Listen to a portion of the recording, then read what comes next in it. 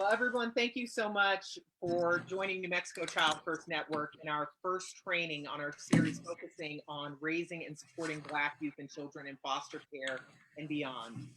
New Mexico Child First Network is dedicated to improving the lives of children in foster care and empowering those who serve them through training, policy reform, and direct mentorship and support. Today's training, It's a Family Affair, Kinship in the Black Community, features Professor Sonia Gipson Rankin. Professor Rankin is a professor at the University of New Mexico School of Law. She is an alumnus of Morgan State University, one of the country's preeminent historically Black colleges and universities.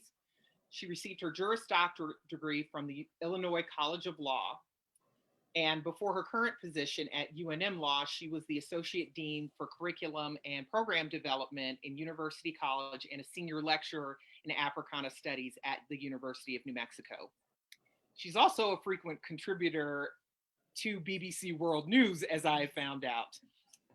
I've known Professor Rankin for many years. I've always admired her professionally, but if you ever get a chance to meet one of her 3 children, you will realize that she has accomplished all of that while raising children who are superstars in their own fields of study, as well as being amazing young mentors to their community.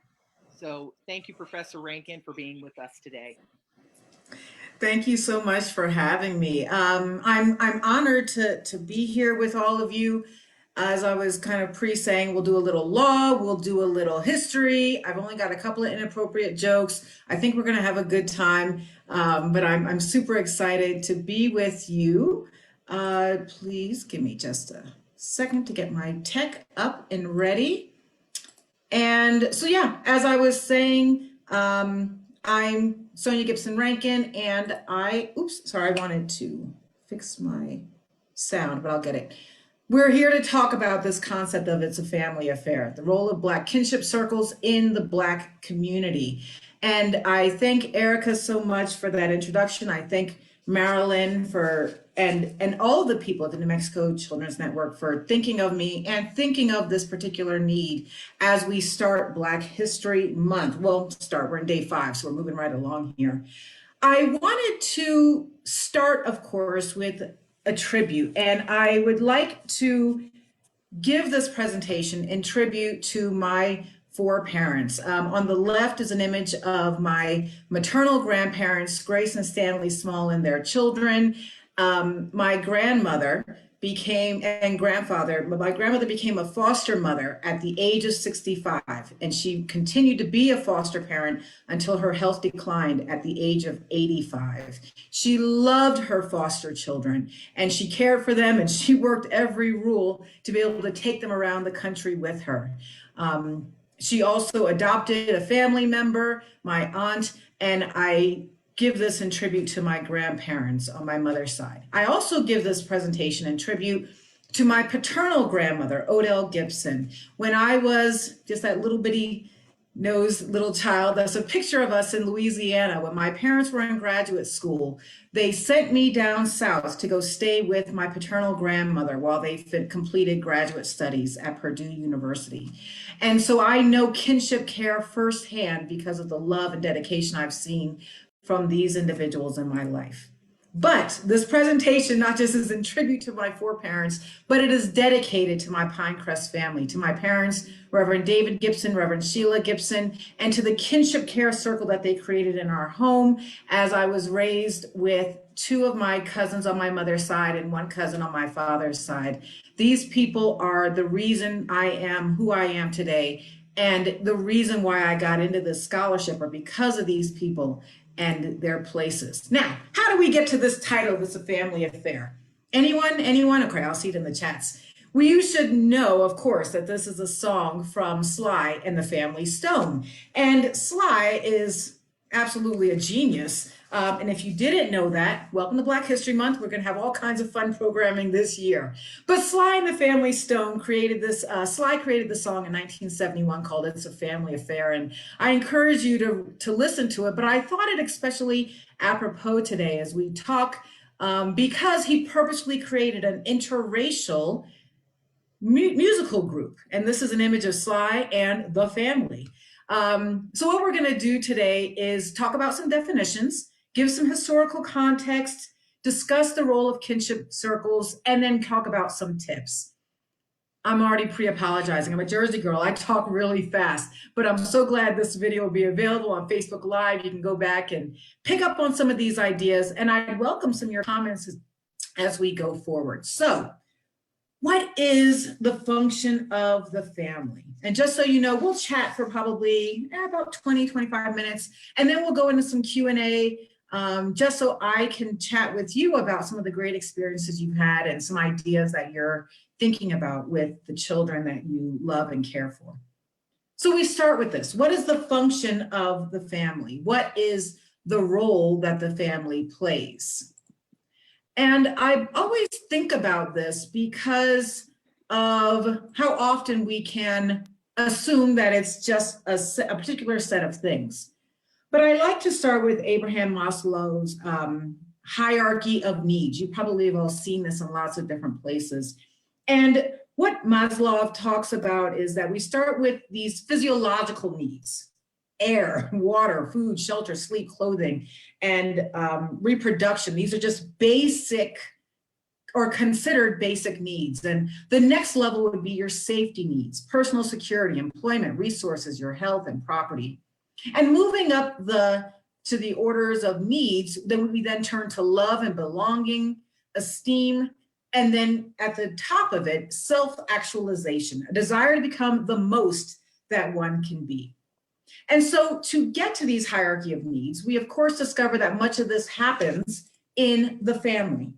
This is where all of these things occur. And we've got three major functions within a family. We're going to have survival of the offspring, right? A safe place to lay one's head every night, with the basic, those physiological needs that Maslow talks about.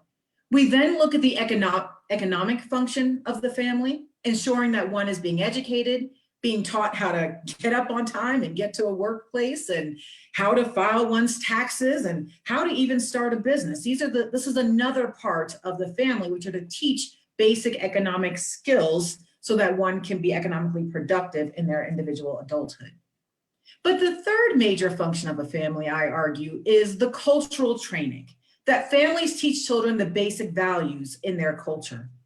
I remember when I first moved to New Mexico being so utterly impressed with how many young kids would open doors when I would come near a door. Now, like I said, from Jersey, it's not quite all the exact same skills and the exact same focus that is taught, but those are behaviors that are learned in a family and that are passed on from those spaces.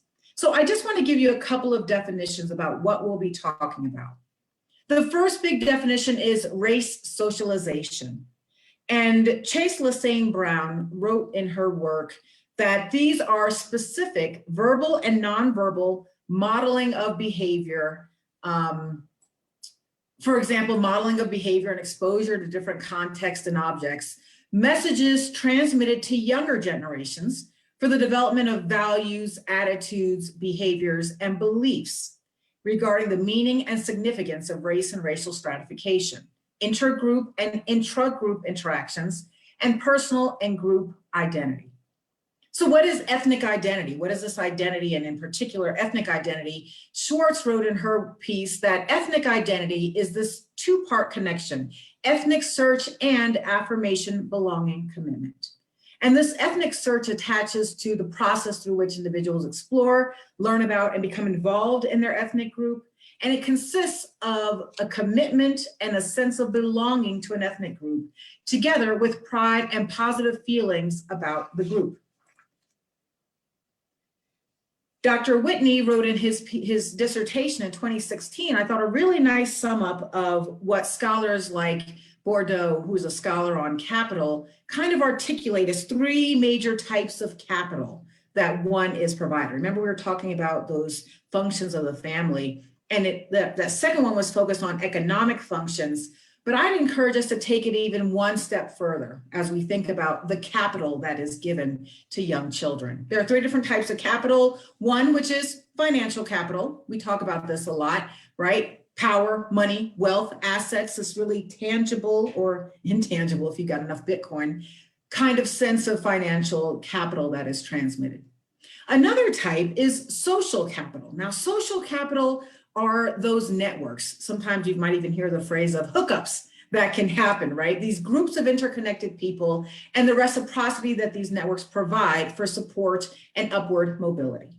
We'll talk about some of these examples that you'll see of social networks. Programs like Upward Bound, which some of you may be preparing your children to look into and is overseen at a great unit at the University of New Mexico, the College Enrichment and Outreach Program, TRIO programs, churches, young men development groups, all kinds of individuals can contribute to this social capital that will help you kind of connect to others in the fields that children may want to get into.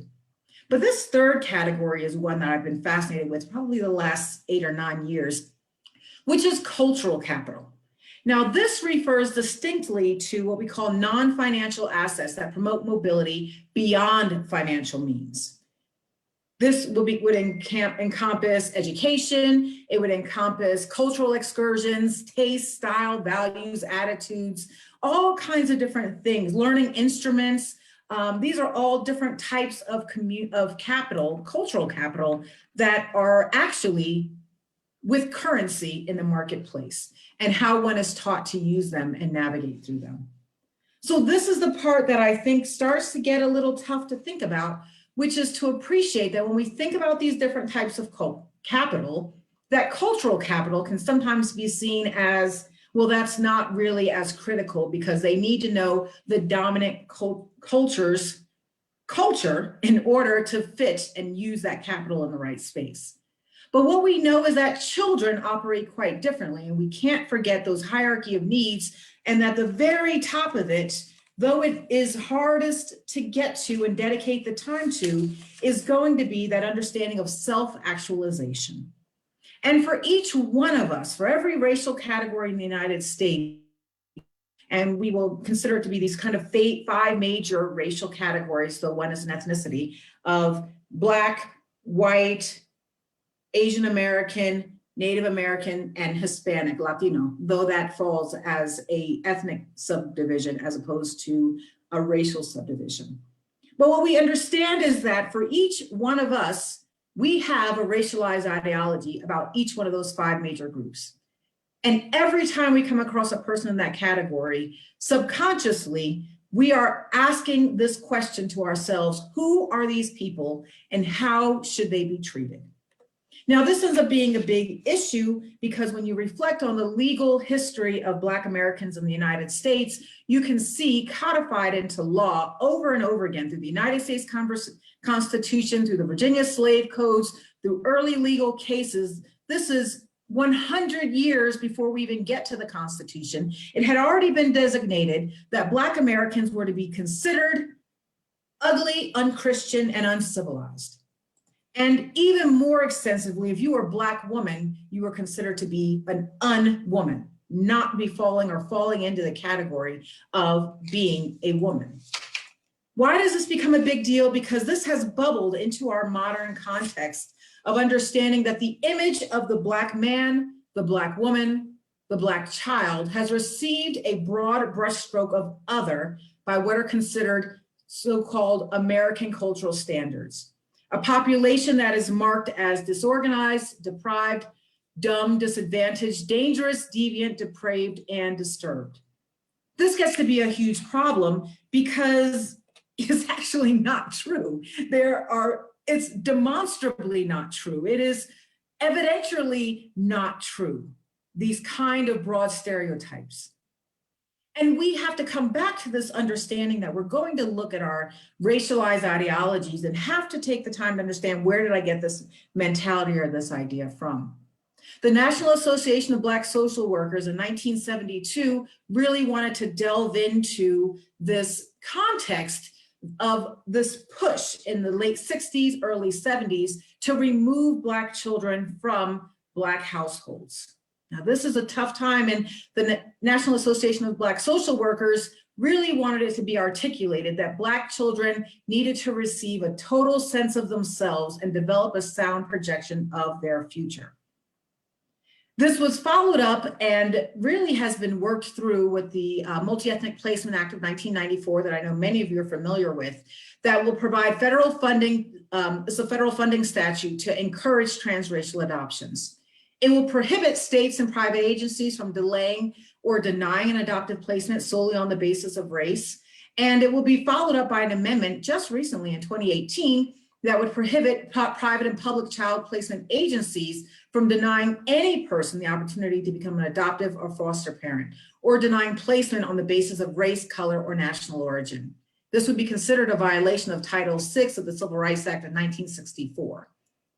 And what we're still unpacking is, though the law says that this is appropriate, and we can understand and appreciate how these historical discrimination acts have left people without full homes or permanent homes, we also understand that the Donaldson Adoption Institute and many other organizations have argued that it's an important element to remember is that the families have looked at their readiness and capacity to help transracially adopted children cope with being so-called different, and to purposefully help them develop a positive racial ethnic identity and face discrimination.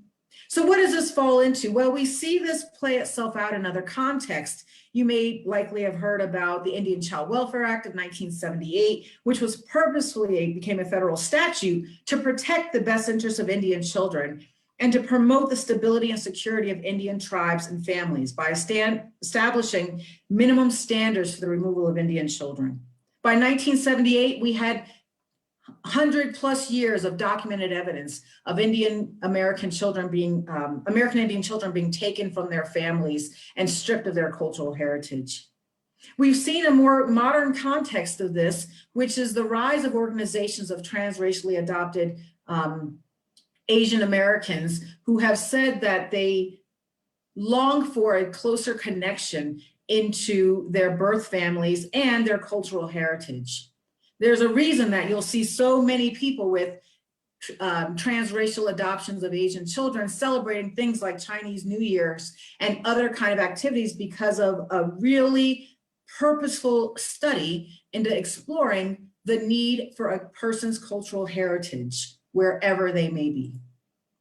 And studies are confirming that these things are just as critically important in other communities of color. In fact, there's this report from 2012 that confirmed that Black students who are taught racial pride do better in school. And our scholar, Dr. Wang, was able to point out that empirical evidence of the longstanding practice in the Black community of cultivating racial pride and preparing children to face racial bias in society should be considered among appropriate and beneficial practices in parenting Black children. So what does that shake into? Well, let's talk a little bit about what does family mean in the Black community, and then get to the point of our chat, which is about these ideas of kinship circles. Nuclear family tends to describe legally what we would consider to be biological, legal, or actually legal, adoptive, or married into nuclear family. Parents, siblings, children. Extended family will branch into the areas of others outside of this, but who are biologically or legally connected to the child through adoption. So I give you this chart. We just actually finished covering bigamy laws in my family law course. So I always like to go through this kind of discussion on where and what the law says on whom one can marry in their state. But this is the idea of extended family, right? It goes beyond just those in your direct familial path, but can expand to aunts and uncles and first cousins once removed, second cousins twice removed, third cousins once removed. These other individuals that would still be considered biologically or legally connected. But there is this third category, which would be considered the topic of fictive kin. Zora Neale Hurston has a quote that's well known that says, "All kinfolk ain't skinfolk." And what author Zora Neale Hurston was really expressing is this exploration into the concept of fictive kin that, or more purposely, if you go ahead and read some of her materials, that even some people in your community may not have your best interests. But this bigger thing we can look at is the idea that there are individuals not biologically or legally connected to a person that are fundamentally critical for a person's social and network development, social and cultural capital development. This is not a brand new thing, and something I think is so important for everyone to understand is this is not a thing Black people had to do because of the enslavement of our foreparents in this nation. This understanding of extended and fictive kin dates back to many well-known and regarded West African cultures that viewed kinship as completely normal, and I go even further to say required to one's well-being and development. So this concept of fictive kin, right? This is obviously sounds like it's some kind of a fictional term, but what I think is really important about this is that we understand fictive kin is this notion of a person who is like family. And it can expand to include community relationships that grant an individual social capital beyond those defined by socioeconomic status. These are persons that serve as networks of support and structure and can be found in community networks, peers, extended families, pre-college programs, community organizations such as churches and mentorship networks, and at historically Black colleges and universities. And the role of fictive kin and the role of extended kin is sometimes through the literature described as just providing basic child rearing or financial assistance. It can sometimes be presented as the story that Black families needed others in order to economically provide for a household. But that's just such a smaller part of the story because it actually also expands into these other persons providing maternal parenting or paternal parenting and youth adjustment, helping the children develop their sense of racial identity and understanding the cultural norms in their community. Dr. Whitney included, I thought, an image that you might like to understand how all of this plays together in terms of developing and getting to social and cultural capital. And the role of that these like family members can take, like family being a community member, like family being the space of fictive kin, the role that extended family members play in a person's personal development. So what do these kinship communities provide? Cultural history, or using oral tradition in some instances. They provide an understanding of music, the arts, language, understanding code switching and some of the complexities that Black Americans will use with code switching their language between private, professional, and personal lives. An exposure to the familial history related to religion or different types of faith practices, exploring and celebrating fashion, attire, body image, and hair, cuisine, and holidays and observations that are celebrated in a family. So I wanted to let you know, right, that there's tons of places that you can look online and on television that have worked to try to provide this to a larger set of spaces. Places like TV One or the OWN Network or what used to be Jet Magazine or even Black Twitter. There can be this sense that there are the places where Black culture is explored. But I wanted to take a second and kind of show you a video that my daughter's godmother's children sent to say, why does this sound so much like our childhood experience? Oops, let me get the sound to work. Give me a second. I just had this image that my tech would.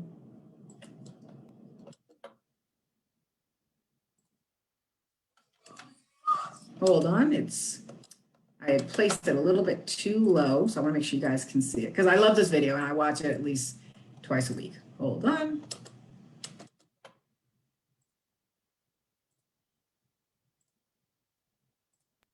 Here we go. All right, y'all, we're finna go on and head out.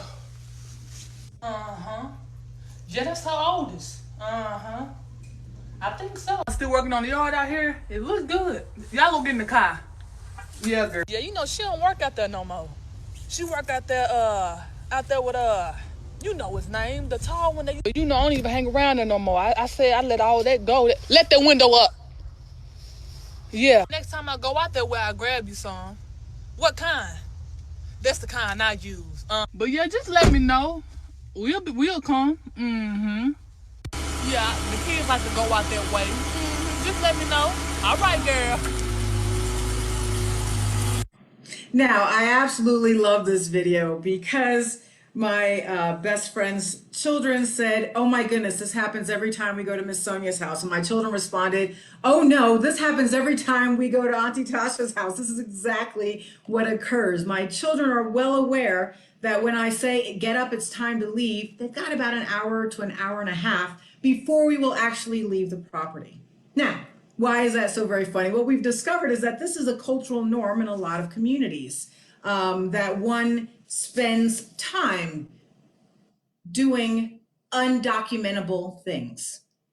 It was always a little bit tricky as I was raising my kids in a very multicultural space here in New Mexico to try to understand when parents would ask at a birthday party, "What time do I pick them up?" And I would say, "Whenever you want. Get them in 5 minutes, get them in 3 hours. We're going to be here. They're free to hang out." And this is part of a cultural norm, right? And how do you ensure, and there's actually a lot of scholarship on this concept of caught versus taught. There's a distinction between being taught a culture, but there's something very different to kind of watch the culture in practice. So I realized that when my kids and discover that it takes an hour and a half to leave someone home with almost all of these exact markers, and even the car in reverse. I can remember critically how many times I've sat with my car in reverse and still talked another 15 to 20 minutes. That is evidence of the culture being caught. It will just naturally become, someday I'm going to hear one of my grandchildren call and say, "You know, I'm always so intrigued at how long it takes us to leave someone's home." And these things are expanded even further, right? Not just learning how one shows respect to one's elders by never calling them by their first name, the critical role that titles mean and why they're used when for so many decades and generations, the Black community was simply seen as the domestic worker or the field hand, but in our communities, they were deacons, they were missionaries, and they were pastors. I include these images because the picture on the right is from a very, I thought, a very powerful book that shows even the role that Black cultural spaces play within that space of fictive kin. So this is a textbook or a book that I think is really interesting because it shows that the beauty salon is not just a place where people go to make themselves feel gorgeous or to have a treat day or to take care of basic grooming needs. That what is known is that Black beauty salons throughout the civil rights era would open their doors at night to teach people literacy so that they could pass the racially biased literacy test throughout the South. I include some other images that shows the Barbershop Books program. Since 2013, there are over 50 Black barbershops across 20 cities and 12 different states that provide books to young Black boys at barbershops. If they can show evidence of grades in some instances or completing books, the haircut is free. That is a kind of commitment that our Black beauticians and Black barbers have shown to these kind of developments. And right here in New Mexico, I think it is so very important for us to realize that these fictive kin spaces are included in places like the New Mexico Office of African American Affairs that has held the Inner Beauty Total Me Girls on the Rise workshop for 250 plus young Black middle schoolers, Black female middle schoolers, to connect them to resources in the community of persons who want to help them see all the beauty they have. Everything from hair care to skin care to personal development to physical well-being to economic preparations. These young girls were taught by other women in the community where they could see their future Black journey. And that was also followed by the Victory in Black Empowerment Educational Summit. that the New Mexico Office of African American Affairs held, where 250 young Black boys gathered and middle schoolers to meet with Black men in the community who offered tips on their journey as young men in our society and how to navigate and find their strength and have practices and evidence of Black excellence in front of them.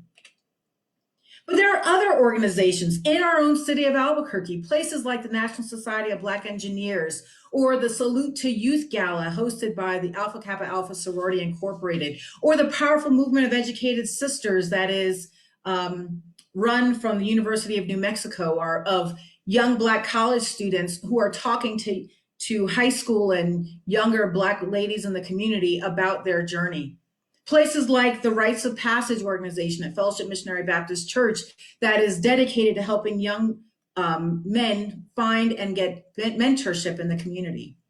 And then there's my own kinship circles. The top left is a picture of my godmother, who, when I was 10 years old, told my sister and I am now your godmother, and has been one of the most critical relationships I've had over the course of my life. On the middle right, you'll see two pictures of my church mothers, women that I actually wear matching t-shirts with in public. I love them so much. In the top right, you'll see an image of Morgan State University, my alma mater, my HBCU, my Wakanda in the United States, where at my own wedding, 10 faculty members came when my husband and I got married. That kind of a family that was created.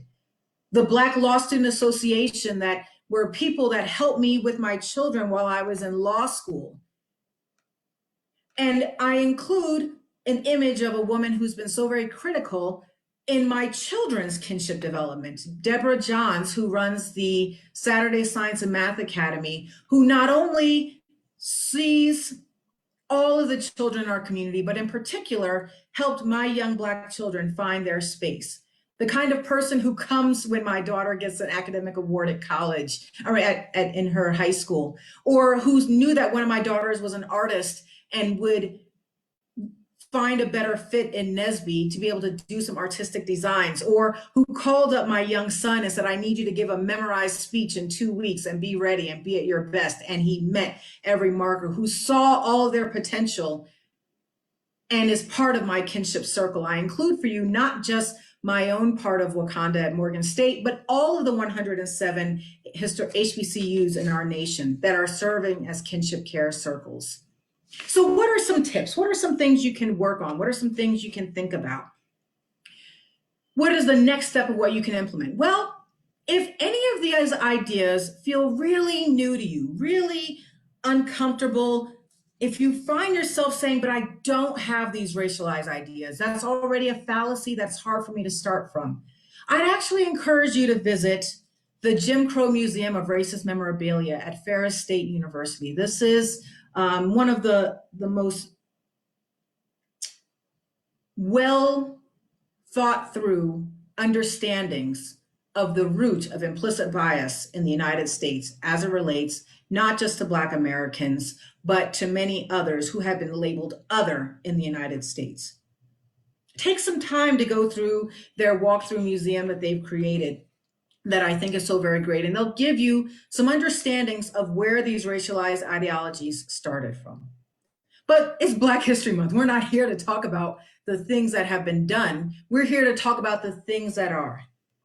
The next thing you can do is show the children you love that you see them. You see their journeys, you see who they are, you see where they come from, celebrate their Black girl magic. Find ways to celebrate their Black boy joy. These are ways that you can really start to make a difference for these young people.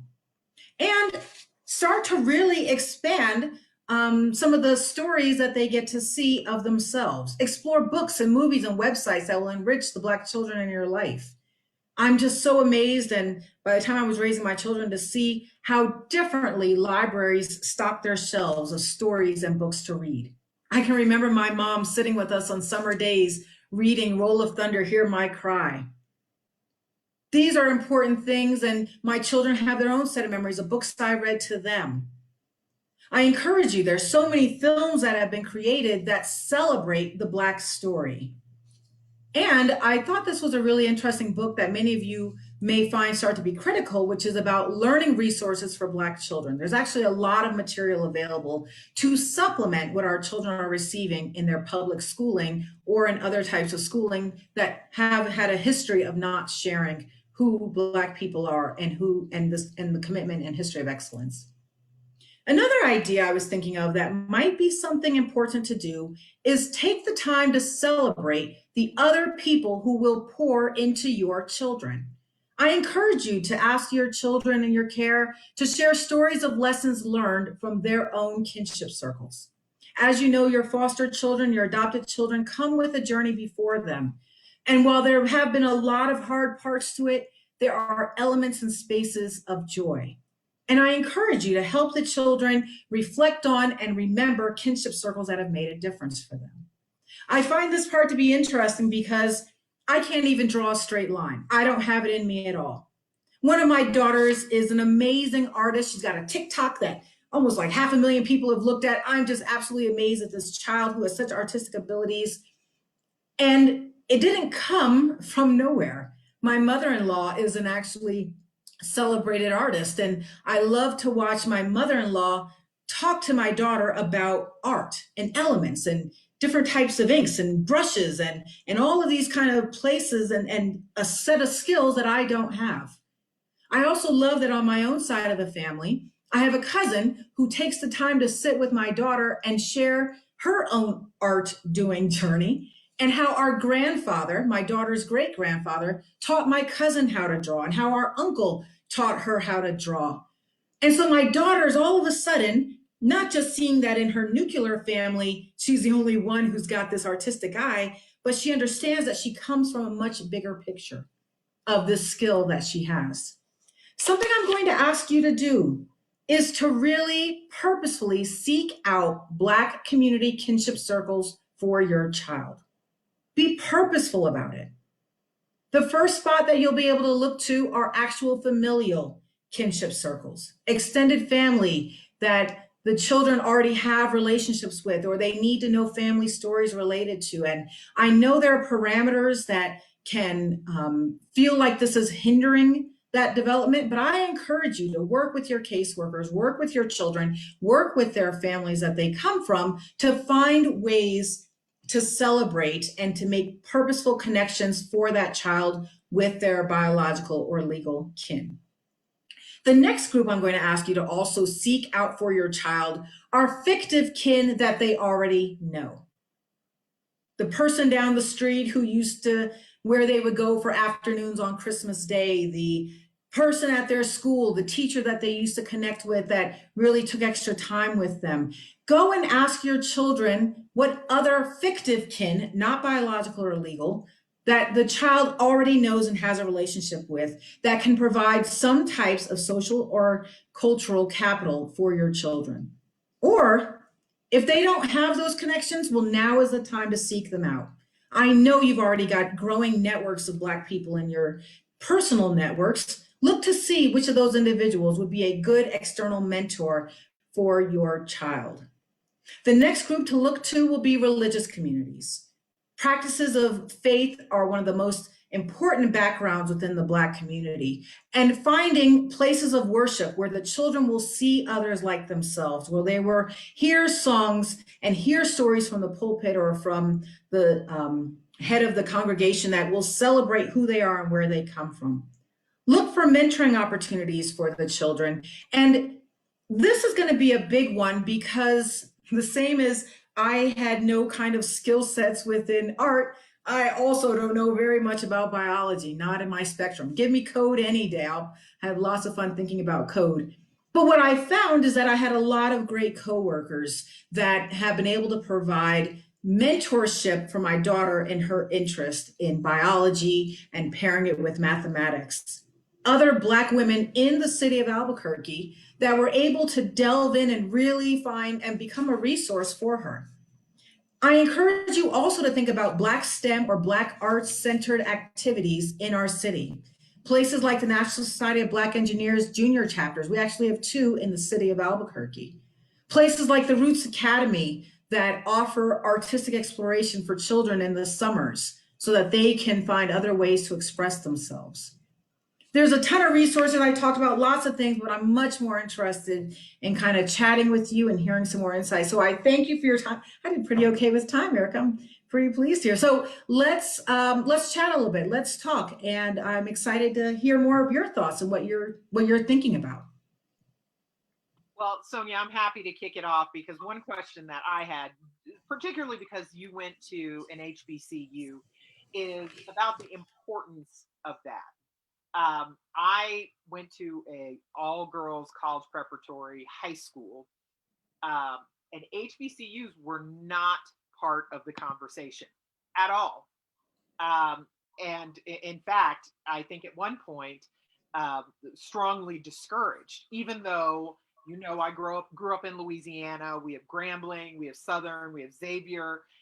That was kind of almost a, you're too smart to go to those kinds of schools. And I really feel that I missed out by being discouraged to even explore HBCUs as an option. So could you talk about what that has meant for you? And I mean, obviously, what it has really done for you professionally, having been able to attend an HBCU and having the encouragement to do so. No, thank you for that. So you mentioned Southern University. That's where my father went, where he's from Northern Louisiana. He went to Southern University in the 70s, studied mathematics, went on to get his master's in computer science, oversaw multi-million-dollar contracts, and still does coding and tech development to this very day because of his start in HBCU. Myself, my sister, and 3 cousins all went to Morgan State University. I joke with my kids that Morgan men make great husbands, right? Our female cousins, we all found our spouses there. And right now, two of my children who are in college. My oldest is at Howard University, where she's a junior, and my second daughter is at Morgan State, where she's studying physics. My son is excited for the opportunity to go to college. Everyone's excited to, to go to the next stage. But what are the roles? So I'm such a big fan of it and am ever so grateful to be able to see this legacy of attending HBCUs be an opportunity for my children. What we know is the research in the United States shows that 80% of every Black judge in this nation had part of their start at an HBCU. 50% of all Black lawyers in this country went to an HBCU. Probably like 30% of all Black engineers and STEM majors that you see went to an HBCU. Now, why is this such a big deal? Because HBCUs, those 107 universities, only account for 3% of universities in the country. It lets you know that they're doing something quite differently there. There's something very purposefully distinct happening at HBCUs that proves as a foundation for many Black Americans to overcome and oversee, overcome and to be part of their own strong future. A lesson that I know we were taught at our HBCU is absolutely you can do anything you want and you're expected to give back. Those are the 2 most critical lessons. And from professors that thought I was sitting too close to my boyfriend, all the way to people that still text me to this day, say, hey, I just saw your daughter at Howard, and do you have any messages you need me to pass her? Or, hey, and my children even coming up to me saying, your mom told me to keep an eye on you here at college. I told them there's nowhere they can go, right?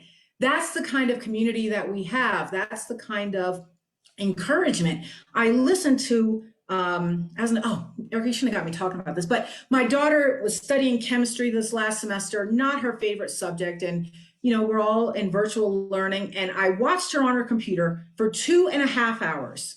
I left the room and came back and did all kinds of things. My daughter would not let this person leave. And by the end of it, I said, well, you know, who are you talking to? Who was tutoring you? She's like, oh, the chair of the chemistry department. I told her at a meeting I was having a tough time. 2.5 hours she spent with my child, who was not a student in her class, so that she could finish strong. My daughter earned an A in the class. I sent the woman some cupcakes for Christmas. I couldn't believe the heart that this individual poured in. And I listened to her. She didn't demean my daughter. She didn't let her slide. She held her accountable and encouraged her every second of the way. Those are the same stories my father tells me at Southern. Those are watching it happen for my daughter. I watched it happen for me and my husband and my cousins and my sister. That is what happens at an HBCU, a population that believes and sees your tomorrow. So amazing. I want other folks to jump in with questions, but I did want to tell just a short story about you and I. I don't just consider Sonia to be someone we worked together at one point in time, many, many years ago. But Sonia's also been, Professor Rankin's also been a parent mentor to me. There have been many times we've run into each other, and I don't know why, but every time I've got a story about my son and what should I be doing. She has these 3 just amazing, successful, happy kids. And I'm always looking to make sure that I'm doing the same thing. And so I remember having a conversation with you about my son having a hard time in class, sitting still. He just doesn't. You said, Erica, he needs to be tested for gifted. And it had already been brought up to me, but you were very insistent about that idea. Like, he needs to be tested for gifted. You know, he needs that break from class. You know, you've got to know where he is. And oftentimes, you know, Black children are not going to be encouraged to take that testing. And we test him for gifted. Sure enough, you know, that's where he needed to be for a portion of his day. Also, when it came to just kind of out of the blue, I remember we ran into each other at a pumpkin patch, and you were like, "Have you signed us up for Academy's multicultural honors program?" No, what is that? And so I signed him up for that. I got him signed up for that, and he'll be attending that this summer. So it hasn't just been, oh, I know you professionally, or I know you from the law school. It has really been this, and as a parent, how you've been so helpful towards me. So I'm opening it up. I hope other folks have some questions. If they don't, I do. And I was gonna say about those, because we ran it at the the Greek festival. We were always finding ourselves somewhere over the years. And those 2 programs you talked about, or getting kids tested for gifted, or the multicultural honors program, were because my kinship circles came up to me and said, you need to put your kids in these spaces, right? I mean, if you're a transplant to Albuquerque, it can be hard when you don't have biological family or long ties in the community. And so it's my kinship care circles, members of my church, members of the legal community, members of the other things I've signed my kids up who have said, you need to get your kids in these programs, because there's a ton available in Albuquerque that serve Black children. But please feel free to jump in. Tell me what you're thinking. What do you think about the tips? Do you think they're outlandish? Do you think they're out of scope? What makes it challenging for your foster kids?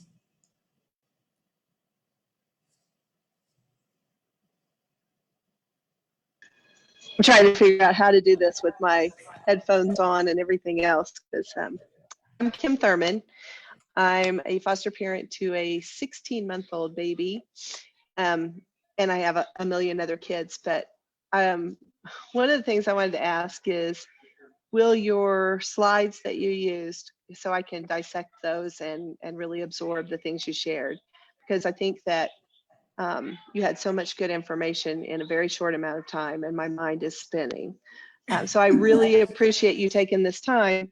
One of the things we have done is the baby has no involvement with parents at all. Like, they're just, he's seen his mom once, he's seen his dad twice when he was over at his aunt's house, but his aunt has been just very instrumental in doing weekly visits with him, or and keeping that role. And one of the things that I have seen happen during this whole crazy virtual hang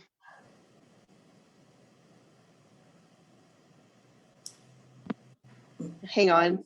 Okay. Of course, I'm talking and then I get a call, and I'm new to headphones. One of the things I've seen is that even though he only sees her once or twice a week, it's on video.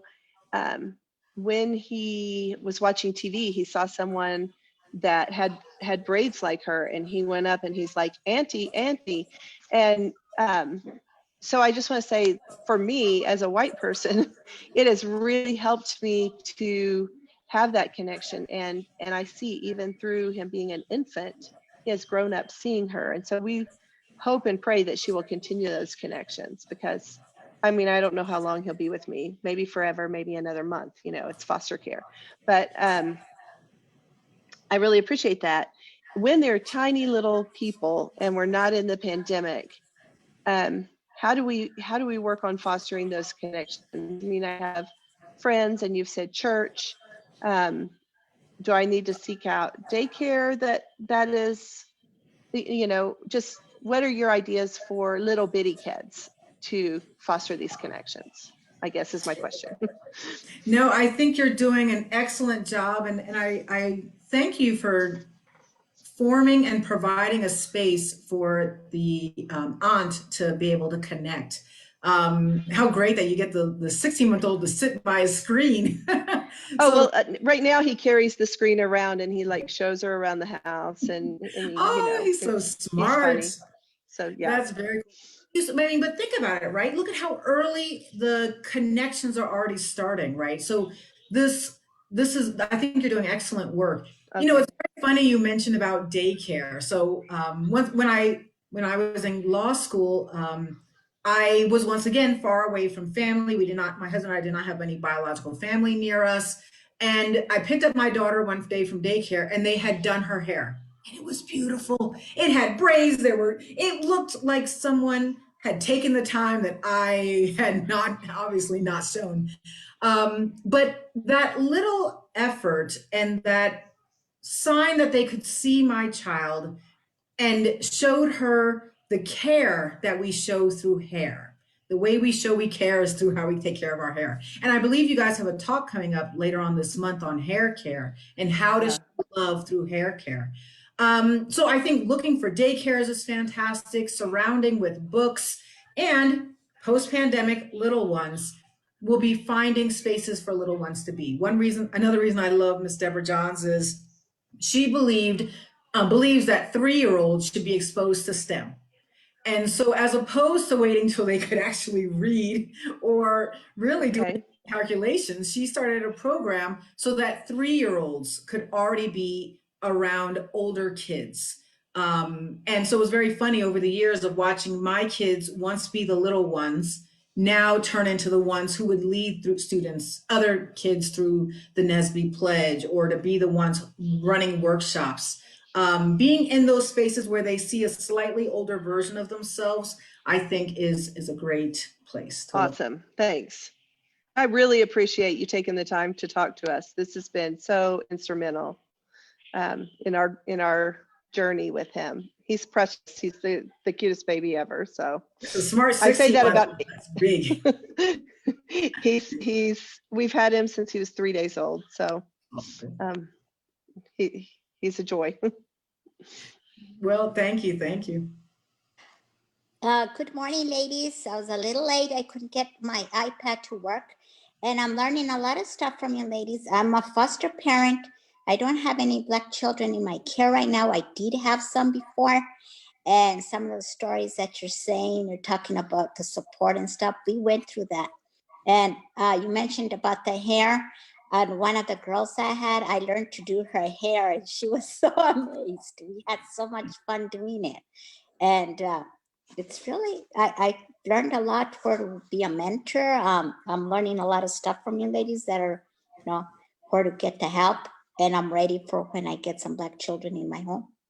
Excellent. Excellent. No, thank you for taking the time. I mean, it's, you know, it makes such a difference. It seems so small, but our nonverbal cues when doing hair can have a huge impact on children. I've known individuals who would share about listening to a non-Black parent sigh when it was time to do their hair. Yes. And what a horrible youth memory to have of a parent feeling like your hair was a burden, of not kind of making that connection to show Well, it's amazing. Your hair is reaching for the sun. That's so cool to very early raise them to celebrate Bantu knots or afros or coils or to change it up every day or to put a rag. I mean, just using all of the options. And the way we show we care is that time.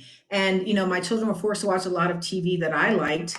And so they know jokes that mom thinks. And they could also hear how I talk to friends on the phone. A lot is learned in just that 45 minutes of Yes. they're doing. Yes.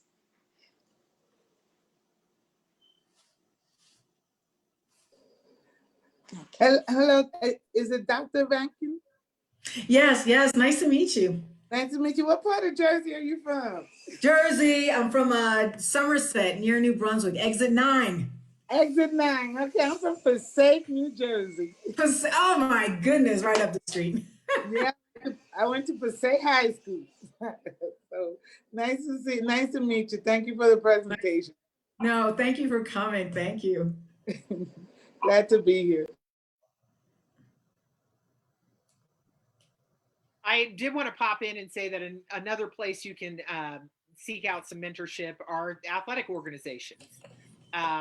My oldest son, I should say, I have 2 now, but my oldest son runs track. He also plays basketball. My younger son does as well. And, you know, he has had mentorship from Black coaches, some of whom were fellow lawyers, some of whom were professional athletes. There's a Black track club in Albuquerque. So there are other places that you can seek that out. My son, it's hard to explain how important it is for children to see people who look like them in the spaces that they enjoy. It is like it sparks. My son has very big curl hair, but man, does he love going to the barbershop with his uncle. Even though he knows Mr. Leroy's only going to use clippers, he will sit through that haircut because he loves just being in the atmosphere of the barbershop with his uncle. It's such a big deal for him. It's such a bonding moment for the two of them. And so it's just really important that Black children get to see Black faces in those happy spaces. That's why I think even with little kids, you know, we have a church, but we still go to other churches. The music in the community of Black churches, when we go home to New Orleans, we always go to St. Joseph the Worker to go to Mass because it is the Black Catholic church in town. It's very important for them to see Black faces in those happy spaces, not just, you know, not that school isn't a happy space, but not just at school, not just when their parents take them to a lecture, but in those spaces where they naturally enjoy their time. That's beautiful. I mean, that's that whole caught versus taught. And I apologize for not having that about sports, which shows you my level of athleticism, because you're absolutely right about how, you know, especially if you're raising Black children in New Mexico, how much they shine and blossom when they are in those spaces that are comfortable and show their strengths. So thank you for that, Erica. I'll adjust that before I send my slides. Yeah, I was going to say that, you know, one of your students, Bryce Dorado, is one of my son's favorite people in the whole wide world. Like when he was little, when Bryce was in town, because Bryce used to study in Japan, man, he would seek him out. He would find him no matter where he was. He'd crawl into Bryce's lap. He'd play with Bryce's hair. I mean, he just loved that young man so much. But it was just kind of like finding someone. We're in a friend's home. He knows what he could sense Bryce was in that space, and he would seek him out immediately. It was just that. It is that. I don't think Bryce ever thought of himself as mentoring in those moments, but that's what he was doing. That's what he was doing. Like he was mentoring. My son could see a face that looked so much like his in a young man that was so successful, so joyful, and it has done so much for him. I think like every medical professional I've ever taken him to has said that Gus is one of the most self-assured children they have ever met. But I think it's because of those interactions with Black men in his life, with those happy Black faces that have really done that for him. Beautiful. I'll go to Jennifer and then to Kim. Yeah, I just wanted to, hi, I'm Jennifer Scacco. I didn't introduce myself, I'm sorry. I'm an adoptive parent. I'm a former foster parent. And I have 2 children that are biracial African-American. But the other thing I wanted to add that we kind of learned on our journey is it's so important for white parents to have Black friends, because you will not get access to these spaces that you're talking about unless you have Black friends. In Albuquerque, it's like a little secret. Like 4 years ago, I found the Black basketball team because one of our Black friends told us about it. So, and I actually don't know about the Black track club, so I got to hook up with you on that, Erica. We had looked at track like 2 or 3 years ago. It was at People and all the kids were white, and I was like, oh no, we're not going to do that. That's not going to be fun. So, and the other thing that you find, or I have found in the informal networks as we go to schools and daycares and other places, is that all the Black parents are talking to each other about, hey, this is the daycare we take our kids to. And you walk in and you're like, hey, why are all the Black kids at this daycare? Like, I didn't know that. Where did I find that information out?